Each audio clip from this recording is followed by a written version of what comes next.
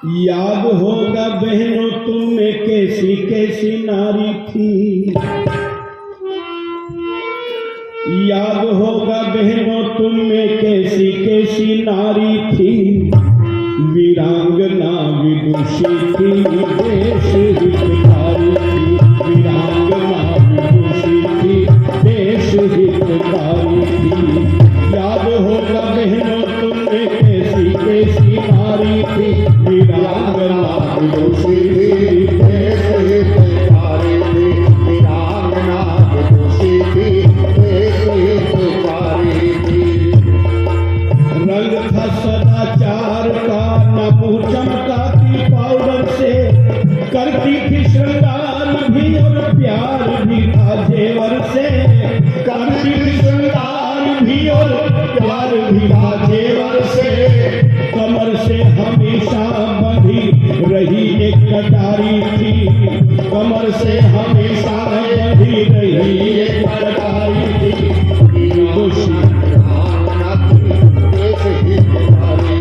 वीरांगना विदुषी थी देश हितकारी थी। याद होगा बहनों तुम में कैसी कैसी नारी थी, वीरांगना विदुषी थी देश हितकारी थी, वीरांगना विदुषी थी देश हितकारी थी।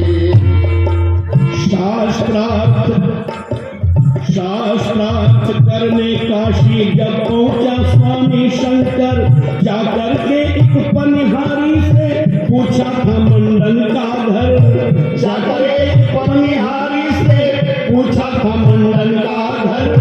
संस्कृत में उत्तर था जो जल भरती कहारी थी, संस्कृत में उत्तर था जो जल भरती कहारी थी, वीरांगना विदुषी देश हितकारी थी।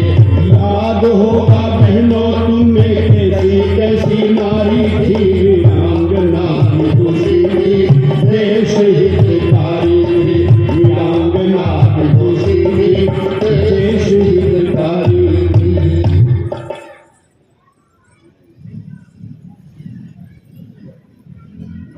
आर्य जगत के सुप्रसिद्ध विद्वान सहारनपुर से समागत श्री पंडित शिव कुमार शास्त्री जी इधर दक्षिण पार्श्व में आसंदिका पर विराजमान पूज्य महात्मा जी, व्याख्यान वेदी पर विराजमान आर्य समाज अधुआ के माननीय मंत्री जी, सम्माननीय प्रधान जी, कोषाध्यक्ष जी, सभी पदाधिकारी और सदस्यगण, पूज्य स्वामी जी महाराज, मेरे प्रिय साथी भाई सुभाष जी, दूरस्थ स्थानों से और इस नगर से समागत सभी धर्मनिष्ठ सज्जन वृंद, वंदनीय पूजनीय माताओं, सौभाग्यवती बहनों, कुल के दीपक और देश के दिवाकर प्यारे बच्चों, आज आपने महिला सम्मेलन ये आयोजित किया है और मेरे से पूर्व शास्त्री जी के बहुत सार्वजनिक प्रवचनों को आपने सुना है। याद होगा बहनों तुम में कैसी कैसी नारी थी, वीरांगना विदुषी थी देश हितकारी थी। इतिहास पढ़ा होगा आपने, सुना होगा।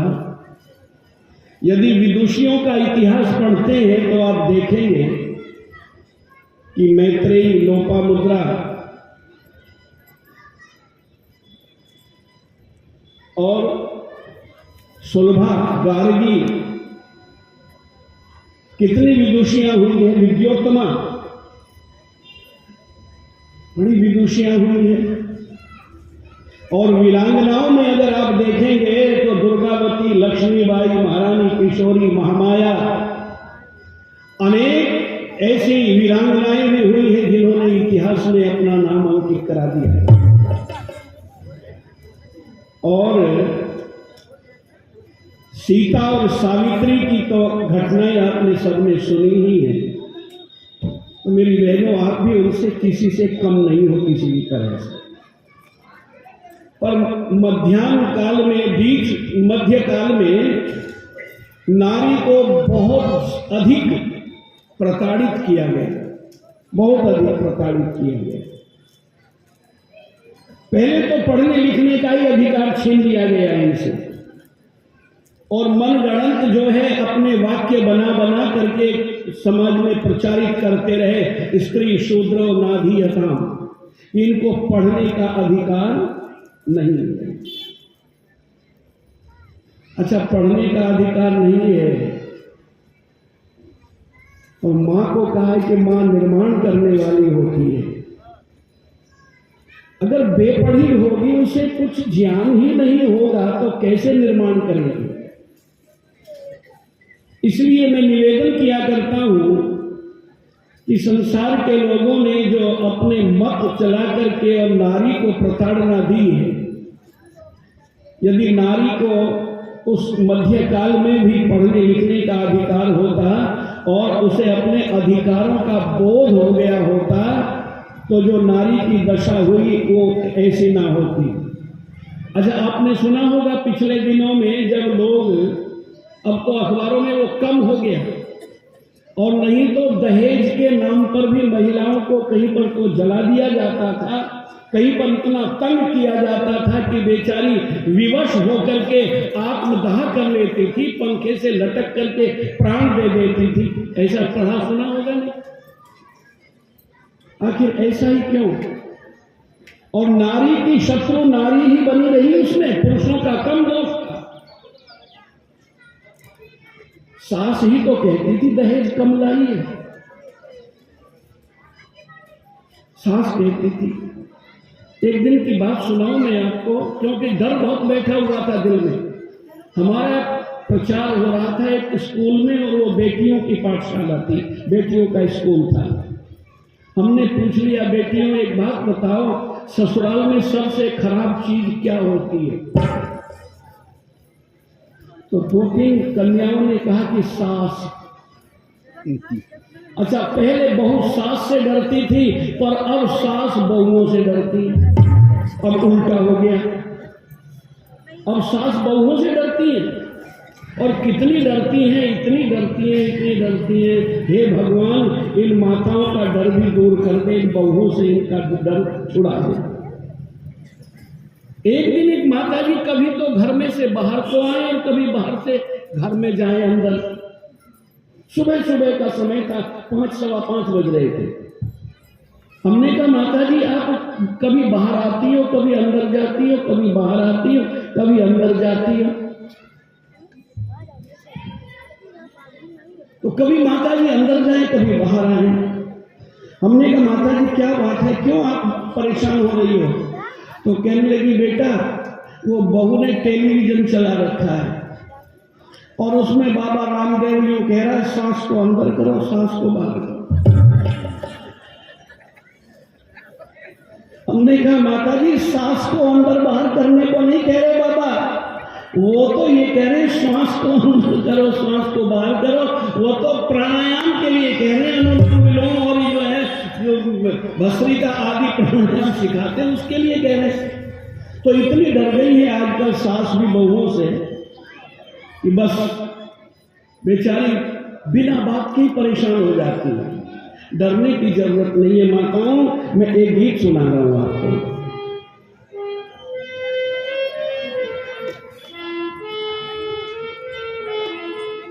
जिस घर में एक दूजे की बात जाए मानी,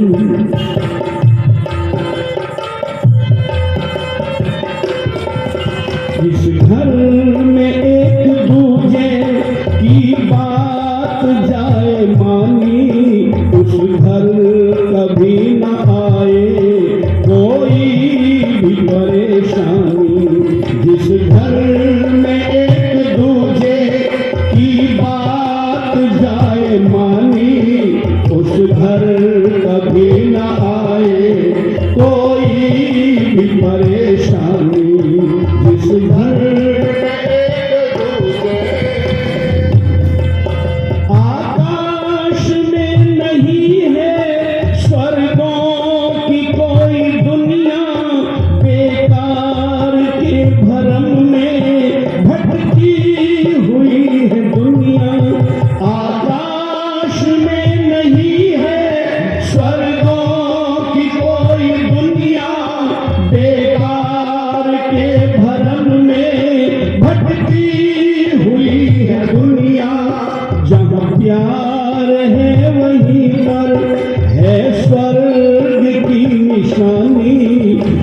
घर कभी न आए कोई भी परेशानी, जिस घर में एक दूजे की बात जाए मानी, उस घर कभी न आए कोई भी परेशानी।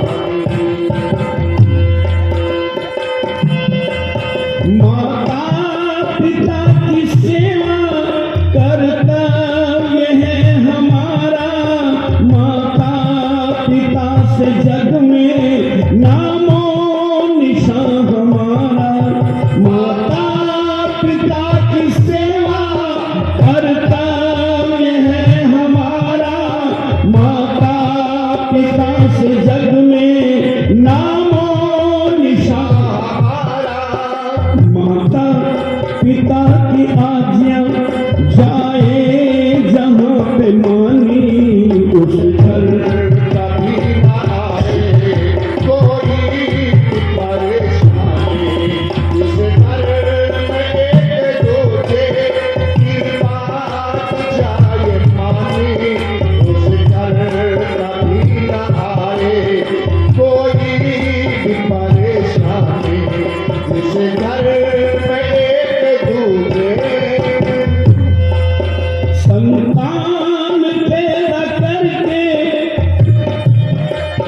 आजाद छोड़ देते माँ बाप, ऐसे एक दिन सिर को पकड़ के रोते।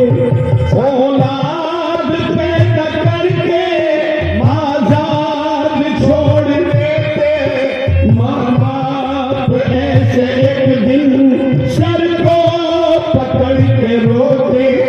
बच्चों पे जो शुरू से रखते हैं निगहबानी, उस घर कभी न आए कोई भी परेशानी, जिस घर में एक दूजे की बात जाए मानी, घर कभी न आए कोई भी परेशानी, जिस घर में एक दूजे।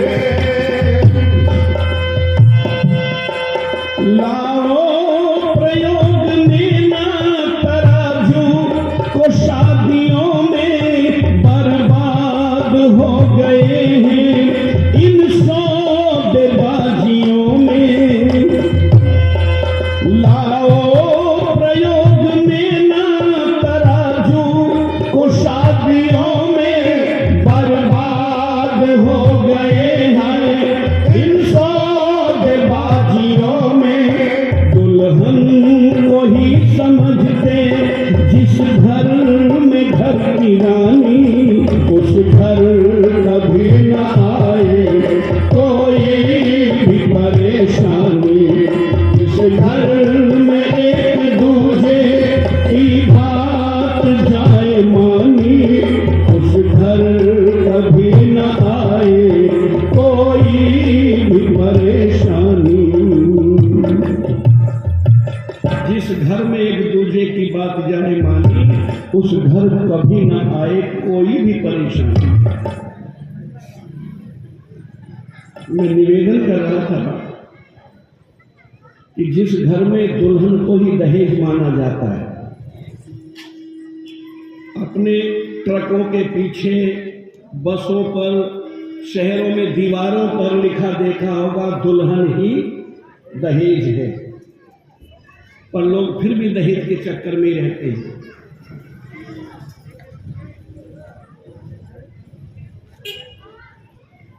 मैं निवेदन करना चाहता हूं मेरी माताओं बहनों, सास बहू को बेटी समझे, बहू सास को मां, फिर ठंडी ठंडी छां, फिर ठंडी ठंडी छां।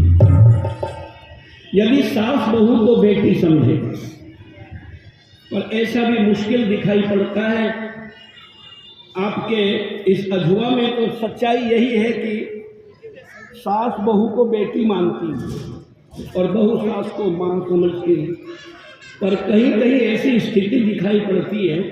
एक दिन एक माता जी कहने लगी, बेटा एक बात कहूँ। हमने कहा सुनाओ माता जी, क्या कहना चाहती हो? कहने लगी, देखो शहर में तो कोई भी अपने लड़के का विवाह मत करे। जिस शहर में रहते हो उसी शहर की लड़की से अपने लड़के का विवाह मत करना। हमने कहा क्यों माता जी, क्या हुआ? बोली बेटा मैंने कर ली अपने लड़के की शादी। हमने कहा हाँ सुना है आपका बहू तो आपकी अध्यापिका है। बोली हाँ है, मास्टरनी है, मास्टरनी कहते हैं।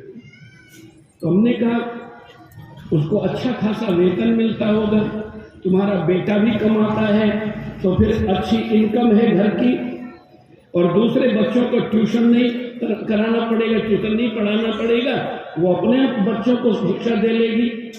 कहने लगी मुझे इस बात से कोई लेना देना नहीं, आमदनी हो मत हो मुझे नहीं पता, मैं तो ये चाहती थी कि ये जो 26-27 साल से ये रसोई मेरे हाथ में है, अब बहू आ जाएगी तो कम से कम मुझे बनी बनाई रोटी मिला करेगी, मुझे आराम मिलेगा। तो हमने कहा कि माता जी क्या बहू खाना नहीं बनाती? बोली बनाती, खाना बनाने के टाइम तो स्कूल में रहती है। तो हमने कहा संडे को छुट्टी होती होगी तो कम से कम संडे की तुम्हारी छुट्टी हो जाती होगी, संडे के दिन तो वो खाना बनाती होगी। बोली बस यही तो रोना है। अरे संडे के दिन तो अपनी माँ के घोड़े चली जाती है, वहां चली जाती, यहाँ रुकती कब है? हमने कहा माता जी ये तो बात कुछ अच्छी सी नहीं लगती, इस बहू को कम से कम कुछ तो सेवा करनी चाहिए। पर थोड़ी देर में क्या देखा, एक रिक्शा आकर के रुका वहीं, उसमें से एक नवयुवती उतरी, उसके हाथ में एक बैग, और आकर के लिपट गई, माँ मैं आ गई, माँ मैं आ गई। हमने कहा माता जी ये कौन है? कहने लगी बेटा ये मेरी बेटी है, ये भी मैंने इसी शहर में इसका विवाह किया है, ये भी अध्यापिका है, पर देख ले इतवार का सूरज, संडे का सूरज मेरे पास निकालती आकर के, मेरी बेटी बहुत अच्छी है। ये जो 2-2 दिन वाली सास है ना, ये भी खतरनाक होती है। कोई कोई सास 2-2 दिन रखती है, बेटी के लिए अलग रखती है और बहू के लिए। अच्छा बताओ बहू क्या गलत कर रही है? जो बेटी कर रही है वही बहू कर रही है।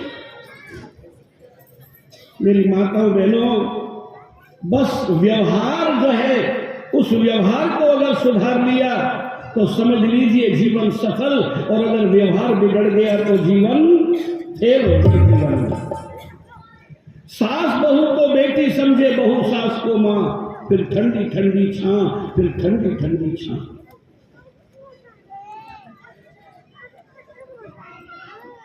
झगड़ा किस बात का है? लड़ाई किस बात की है घरों में? लड़ाई केवल और केवल वाणी की है, मीठी और कड़वी वाणी की लड़ाई है, और कुछ नहीं बहनों।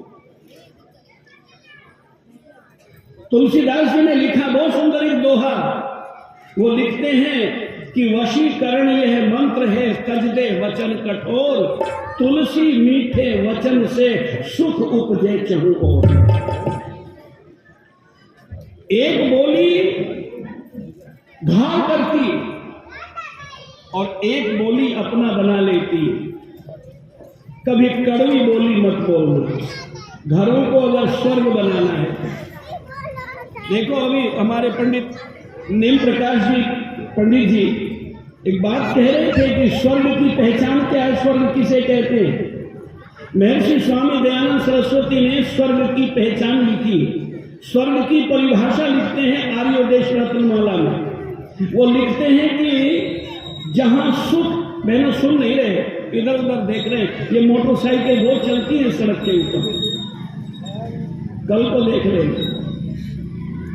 वैसे एक बात तो है, अगर पंपलेट में 7 बजे तक छपा हुआ होता तो आप निश्चित रूप से घर से अपना मन 7 बजे तक यहां बैठने का बना करके लाते। पर कारण क्या है, अगर 4 बजे से 7 बजे तक छापते ना तो आप 5 बजे आते, क्योंकि इसमें 3 बजे छपा है तो 4 बजे आए हो। पता नहीं भारत का स्टैंडर्ड टाइम ये 60 मिनट लेट ही होता है। तो थोड़ा सा ध्यान दो। मैं ज्यादा नहीं, आपको परेशान तो नहीं करूंगा, बस इतना कह रहा हूं कि वाणी को अपने बस नियंत्रित और संयमित रखना है। ये वाणी लड़ाई करा देती है। एक नई नई बहू आई थी घर में, अभी उस बेचारी को दूसरा ही दिन था आए हुए। सास ने कहा बेटी खाना बना ले, तो कहने लगी माता जी क्या बनाऊं? कहती पराठे बना ले। बहू ने आटा तैयार कर लिया, सास ने एक कटोरे में घी उसके पास में रख दिया। अब बहुत डरी हुई थी बहू बेचारी, बहुत सुंदर था कि सास बड़ी खतरनाक होती है, तो इसलिए उसने सास से पूछा तो नहीं, पर मन में विचार कर रही है कि यदि मैंने पराठों के ऊपर ज्यादा घी लगाया तो कहेगी बहुत खर्चीली बहू आ गई, भला इतना खर्च कहां से आएगा, कैसे पूरा होगा इस घर का खर्चा। और विचार करने लगी अगर मैंने कम लगाया तो यूं कहेगी कि बड़े कंजूस घरों की आ गई, ना आप खाएगी ना हमें खाने देगी। बहनों, उस बेचारी ने ना ज्यादा लगाया ना कम लगाया, उसने वो बीच को क्या कहते मीडियम, और मीडियम दर्जे का उसने बेचारी ने लगाया। पर आटा बच गया थोड़ा सा और घी खत्म हो गया। उसने सोचा थोड़ा सा ही तो है, उतार लूं। उसने ऊपर से वो घी उतार तो लिया, कटोरे में भी कर लिया, पर विचार करने लगी अगर सास ने देख लिया तो पता नहीं क्या कहेगी, इसलिए जल्दी जल्दी वो उठा करके वहीं रखना चाह रही थी। कुछ तो इसका कद छोटा था, वो ऊपर रखना था, कुछ हाथ चिकने थे, कुछ बर्तन चिकना था, कुछ सास के देखने का डर था।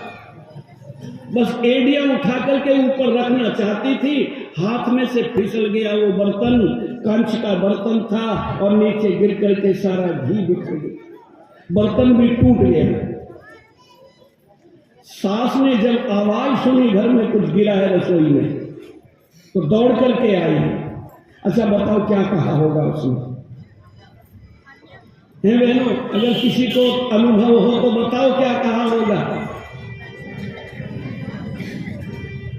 तो देखो जिसके साथ जैसा व्यवहार हुआ होगा वो वैसे ही उत्तर देंगी आप में से। पर उस बहू के साथ जो व्यवहार हुआ वो मैं बताता हूं। क्या कहा उस सास ने?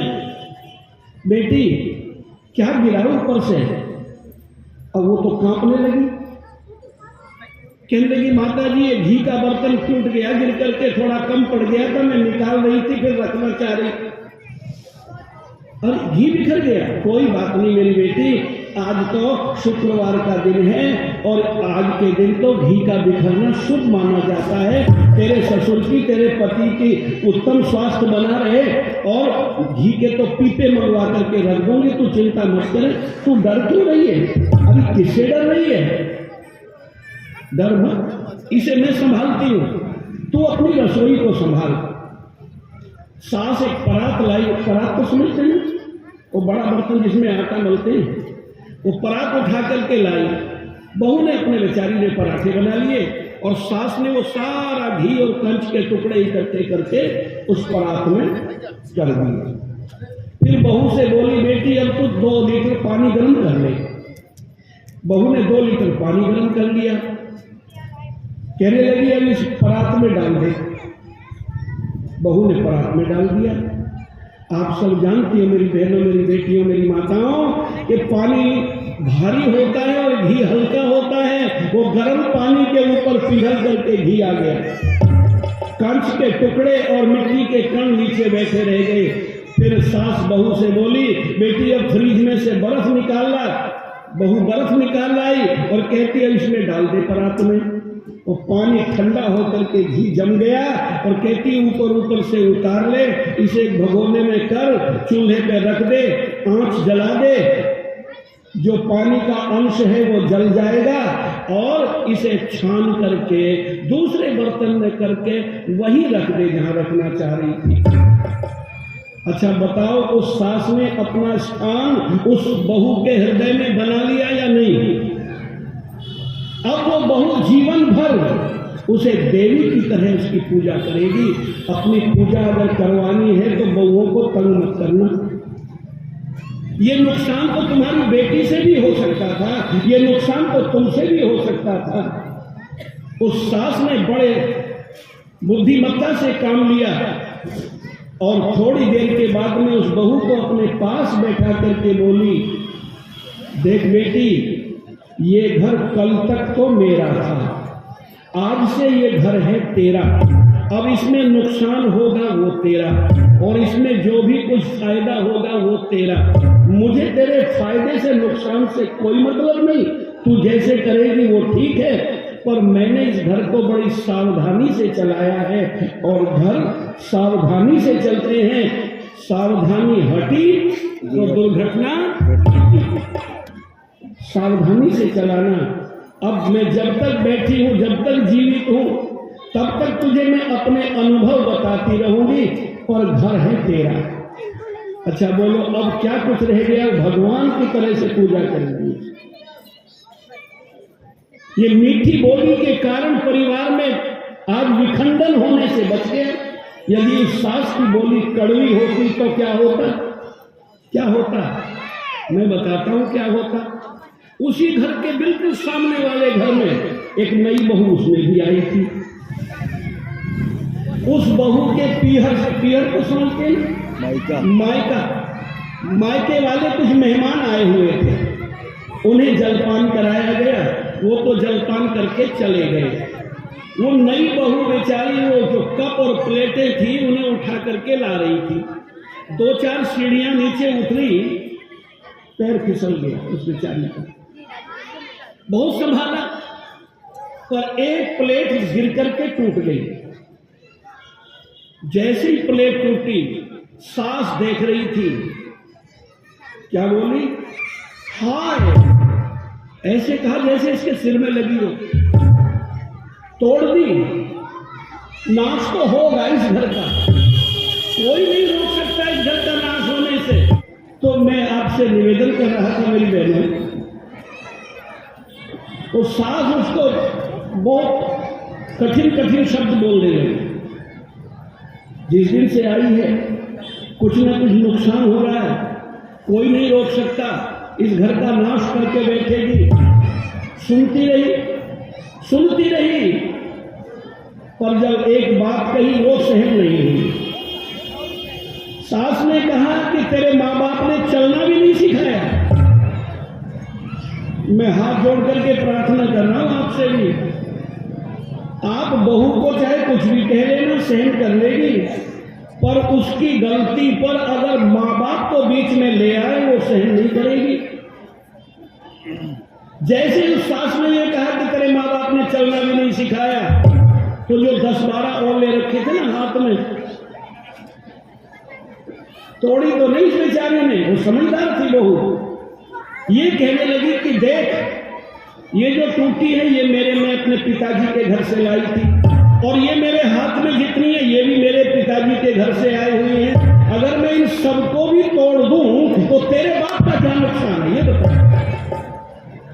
फिर तो सास ने इतनी गालियां दी, उस सामने वाली जो परसों बेचारी से जिससे वो टूटा था घी का बर्तन, वो अपनी सास से कहती है, माँ जी, एक प्लेट के टूटने पर उसकी सास ने हजारों गाली दी उसे, और मैं इतना नुकसान हो गया था मुझसे, आपने मुझे कुछ भी नहीं कहा। माताजी, आज मुझे आप गाली दो, मैं सुनूंगी, क्योंकि मेरी गलती थी।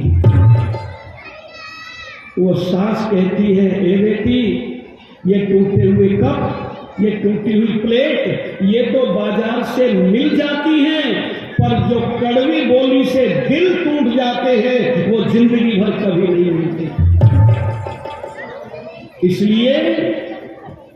इसलिए क्या कि सबको मीठे वचन सुनाकर मन में हर्षित होना, सबको मीठे वचन सुनाकर मन में हर्षित होना, बोल के कड़वे बोल किसी का चैन कभी मत खोना,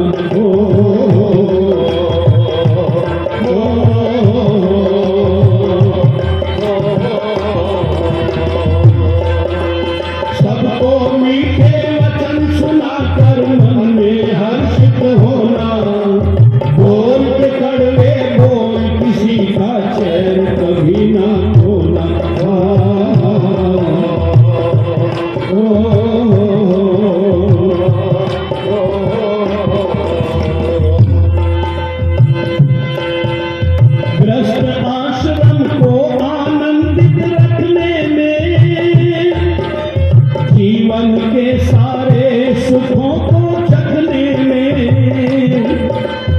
रस आश्रम को आनंदित रखने में, जीवन के सारे सुखों को चखने में,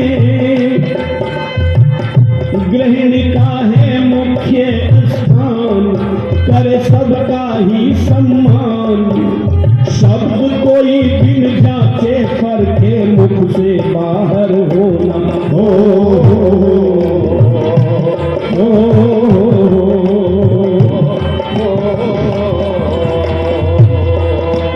सबको मीठे वचन सुनाकर मन में हर्षित होना, बोल के कड़वे बोल किसी का चैन कभी ना खोना।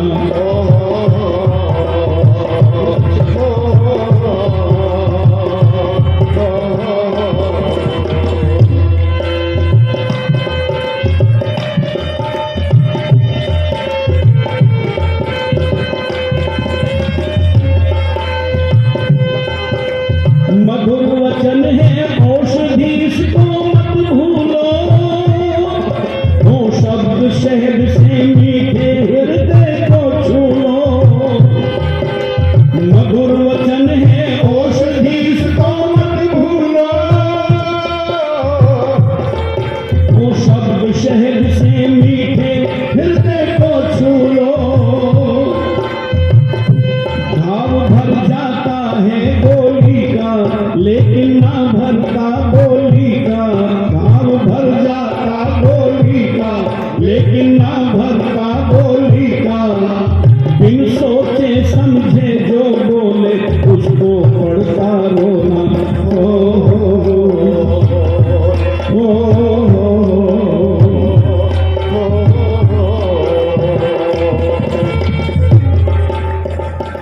बिन सोचे समझे जो बोले उसको पड़ता रोना। अच्छा, एक बात तो सीता ने कही थी लक्ष्मण को, बिन सोचे समझे कहती थी। क्या कहा था? जब राम चले गए हिरण के पीछे और उधर से मारीच ने आवाज लगाई, मुझे बचाओ लक्ष्मण, मैं मरा। तो सीता ने कहा, लक्ष्मण सुन रहे हो? कहते हाँ सुन रहा हूं। तो बोले, तुम्हारे भाई तुम्हें अपनी सहायता के लिए पुकार रहे हैं, जाओ उनकी रक्षा करो, उनकी सहायता करो। लक्ष्मण कहते हैं, मेरे भाई को कोई राक्षस उनका बाल भी बांका नहीं कर सकता, और मुझे तुम्हारी सेवा के लिए, तुम्हारी सुरक्षा के लिए मेरे भ्राता मुझको यहाँ पर छोड़ करके गए हैं, इसलिए मैं नहीं जाऊंगा। सीता ने यही कहा था कि लक्ष्मण, तेरी नियत में खोट दिखाई पड़ रहा है, लेकिन जो भावना तू समझ रहा है वो कभी पूरी होने वाली नहीं है। सीता के शरीर को तू छू भी नहीं सकता। लक्ष्मण ने कहा था, माते तुम मुझे ये ऐसे शब्द क्यों कह रही हो और मुझे विवश कर रही हो यहां से जाने के लिए?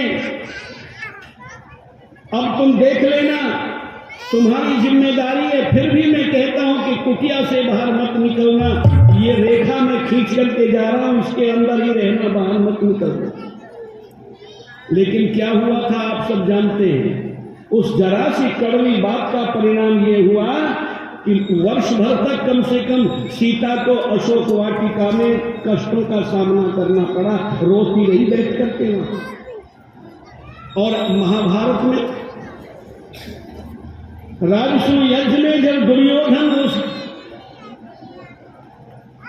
इंद्रप्रस्थ के किले के भ्रमण के लिए निकला, तो ऐसा बनाया हुआ था शिल्पकारों ने कि दीवार की जगह तो दर दिखाई पड़ता था, द्वार दिखाई पड़ता था, और द्वार की जगह दीवार दिखाई पड़ती थी, जल की जगह थल दिखाई पड़ता था, थल की जगह जल दिखाई पड़ता था। भीम उसे घुमाने के लिए ले गए थे, तो भीम और दुर्योधन की आपस में बनती नहीं थी शुरू से ही, बचपन से ही। भीम ने दुर्योधन से कहा, भैया इधर से आओ, आगे पानी है, जल है। दुर्योधन ने सोचा मेरा मजाक बना रहा है, आगे सीधा उधर कोई चला गया और पानी में गिर पड़ा, कपड़े भीग गए। फिर आगे जब दीवार आई तो दीवार की जगह द्वार दिखाई पड़ रहा था उसे, लेकिन भीम ने कहा कि भैया आगे दीवार है, इधर से नहीं, आप मेरे साथ में आओ। तो दीवार में टकरा गया जाकर के। तो द्रौपदी ऊपर से बैठी हुई कहती है, जब यहाँ भीम ने कहा कि हे धार्तराष्ट्र, धार्तराष्ट्र का मतलब है धृतराष्ट्र का पुत्र, और धृतराष्ट्र का पुत्र अर्थापत्ति से इसका अर्थ निकलेगा अंधे का अंधा। जब भीम ने उसे धार्तराष्ट्र कहा, अंधे का अंधा कहा, अंधे का पुत्र कहा, तो द्रौपदी हंस पड़ी। उसने उस अवसर को समझा नहीं, और दुर्योधन ने विचार कर लिया कि द्रौपदी भी मेरा उपहास कर रही है, और वो बिना सोचे समझे भीम का समर्थन कर दिया उसने। और फिर क्या हालत रही आप जानते हैं। 12 वर्ष तक तो जंगलों में भटकते रहे, 1 वर्ष तक गुप्तवास बिताया, और दुशासन ने सभा के बीच में कितनी दुर्दशा कर दी थी उसकी, द्रौपदी की। तो मैं निवेदन करना चाहता हूं, शब्दों पर कंट्रोल रखना, अपनी वाणी पर नियंत्रण रखना, वाणी में संयम रखना, वाणी में मिठास रखना, क्योंकि बोली का घाव नहीं भरता, गोली का घाव भर जाता है। इसलिए